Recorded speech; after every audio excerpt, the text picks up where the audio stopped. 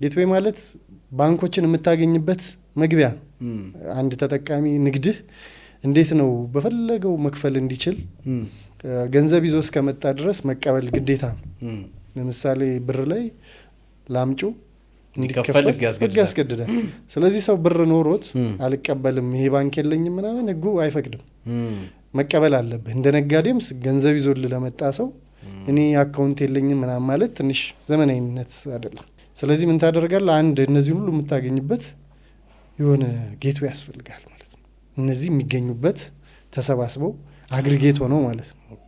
ስለዚህ ፔመንት ጌትዌይ ማለት ለነጋዴው እነዚህን ሁሉ አስተሳስሮ አንድ ቦታ ላይ ገንዘቡን የሚሰበሰብበት ታርቆ በአንድ ስቴትመንት የሚያገኝበት ለማጣራትም ለማወራረድም ለምንም ብዙ ስራውን የሚያቀል ማለት ነው።